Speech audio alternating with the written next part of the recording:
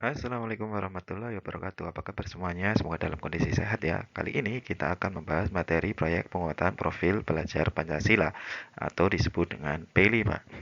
Untuk temanya adalah bangunlah jiwa dan raganya. Dengan subtemanya hentikan perundungan. Perundungan sering kita dengar, yaitu ada istilah yang lain yang disebut dengan stop willing. Mari kita bernyanyi dulu ya. Lagu pelajar Pancasila.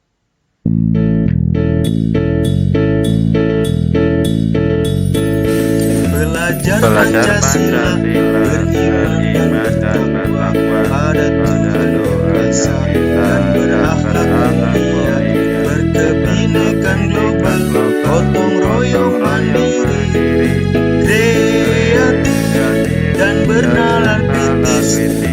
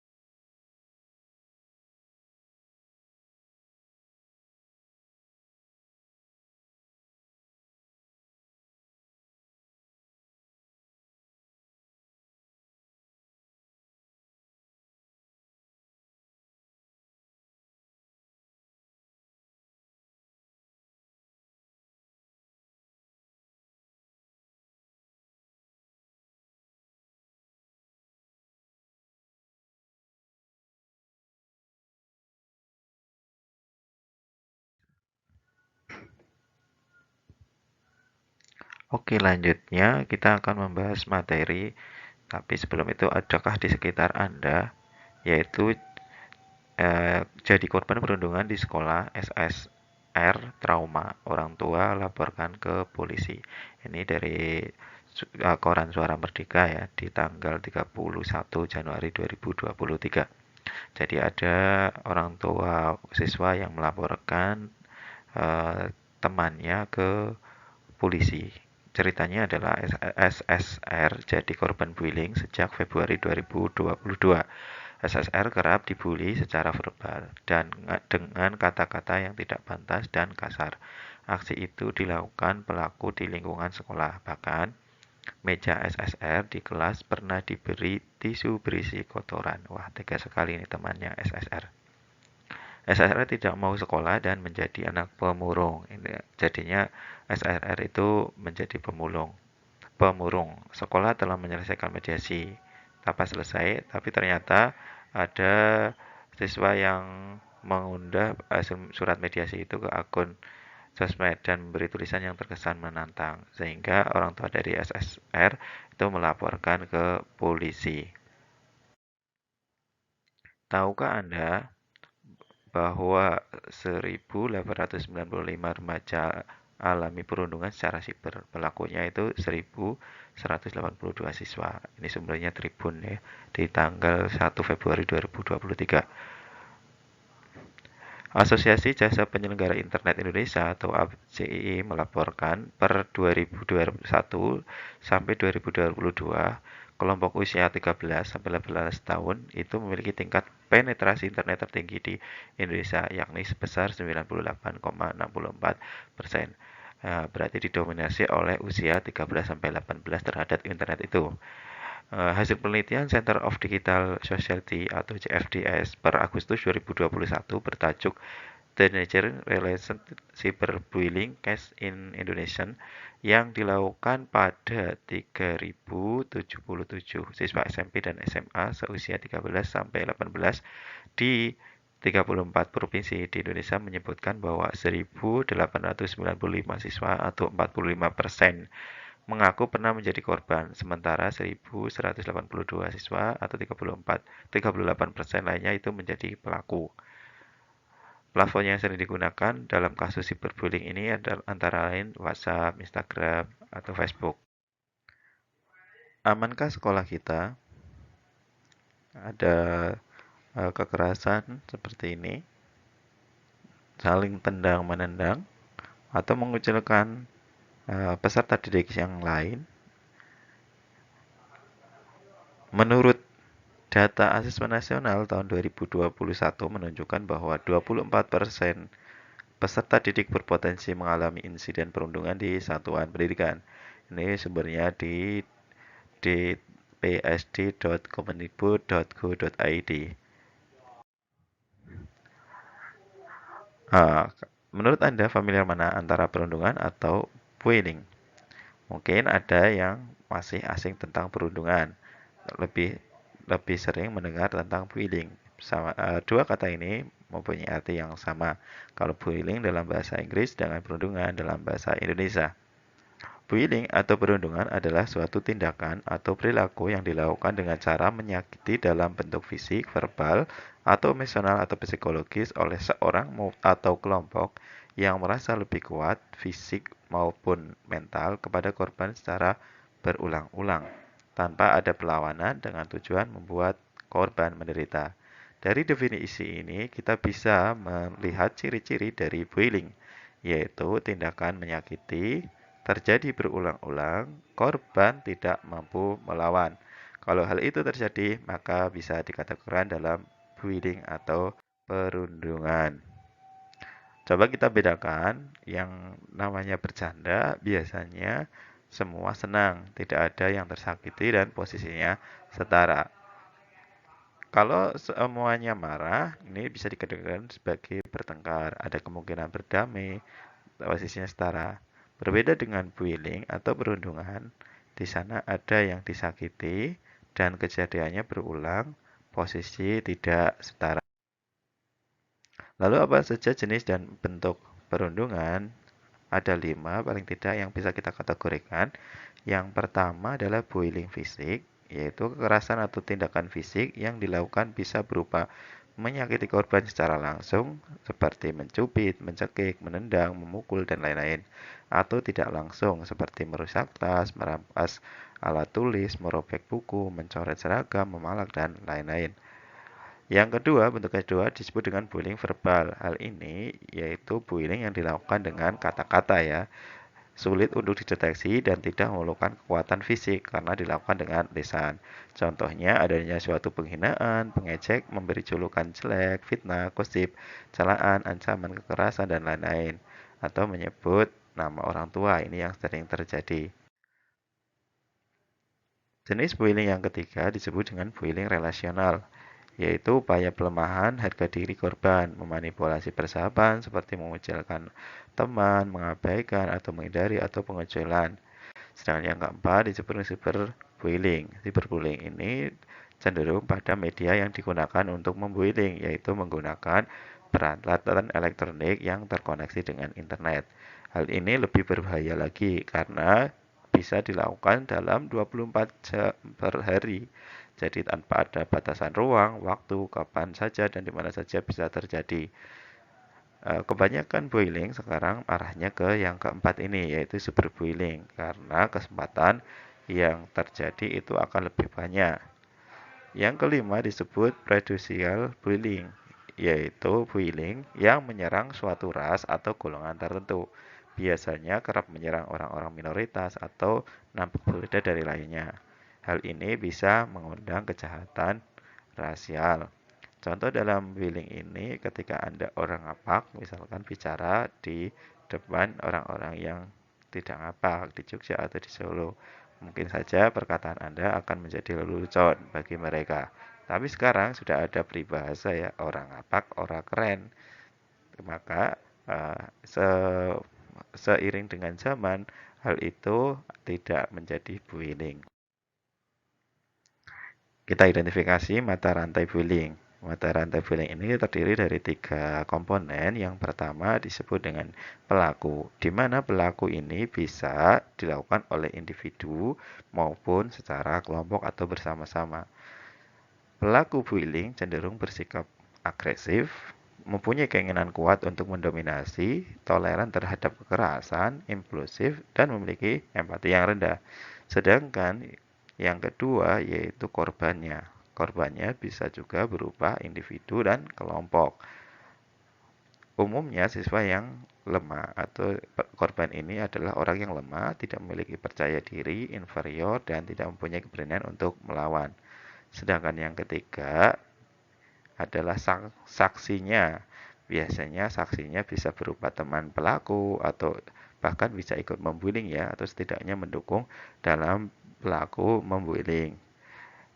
Ada juga yang menentang tetapi dia tidak mempunyai kekuatan atau tidak berdaya untuk menghentikan pelaku melakukan pembullying, mungkin karena takut atau bahkan takut dia yang dibullying.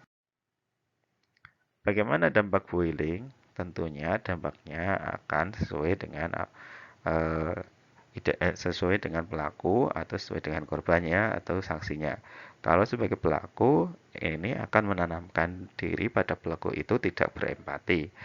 Mungkin akan merasa bangga dan kepuasan yang keliru karena berhasil melakukan suatu atau mendominasi pada orang lain. Dan dalam jangka waktu lama, ini pelaku berpotensi melakukan tindakan kriminal karena menganggap suatu yang tidak sewajarnya menjadi wajar menurut dia, yaitu adanya rasa bangga dan kepuasan yang keliru. Sedangkan untuk korban biasanya akan memunculkan rendahnya rasa percaya diri, misalnya menjadi pemalu, penakut, atau sulit berinteraksi secara sosial. Dan lebih dari itu bisa saja membawa menjadi depresi dan tidak percaya pada orang lain. Untuk yang ketiga yaitu saksinya, saksi. Untuk dampak saksi ini bisa senang karena ada yang senang, ada yang tidak senang. Kalau yang senang itu cenderung akan mengarah pada pelaku, akan mengikuti apa yang dilaksanakan oleh pelaku. Tentu saja yang kedua dia tidak senang atau takut karena dia tidak mempunyai kekuatan untuk menolaknya.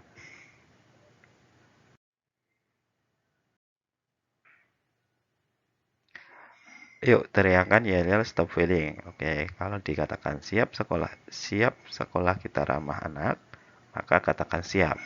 Siap sekolah kita stop bullying, katakan siap. Mulai dari siapa? Katakan kita. Siapakah yang bertanggung jawab? Katakan kita.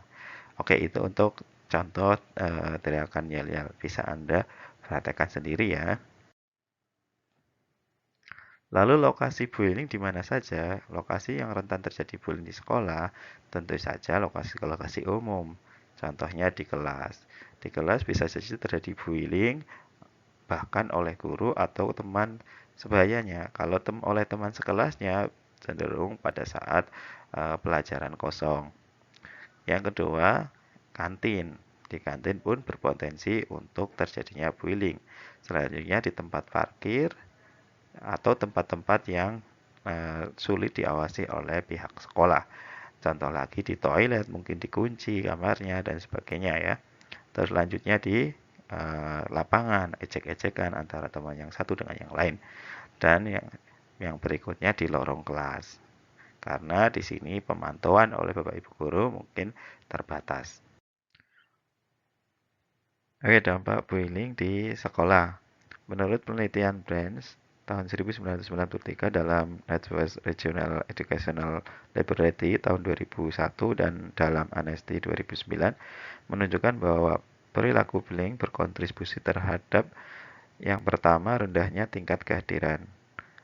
Jadi dalam hal ini kehadiran dalam sekolah ya. Kalau ada anak yang sering tidak berangkat, mungkin perlu digali, dicari informasi terkait dengan ketidakhadirannya. Mungkin saja dia karena korban menjadi korban bullying. Yang kedua, rendahnya prestasi akademik siswa. Yang ketiga, rendahnya self-attested atau kepercayaan diri yang menurun. Yang keempat, tingginya depresi. Yang kelima, tingginya kenakalan remaja dan kejahatan orang dewasa. Bahkan bisa menurunkan skor tes kecerdasan atau IQ. Ataupun menurunkan kemampuan analisis siswa. Sedangkan menurut Cloroso mengungkapkan bahwa dalam peran pelaku bullying, orang yang melakukan bullying itu akan berdampak pada tidak dapat mengembangkan hubungan yang sehat, kurang cakap untuk memandang dari perspektif lain, tidak memiliki empati dan menganggap bahwa dirinya yang kuat dan disukai, padahal kadangkala dia menjadi orang yang paling lemah. Bagaimana agar hal itu tidak terjadi atau bagaimana mencegahnya?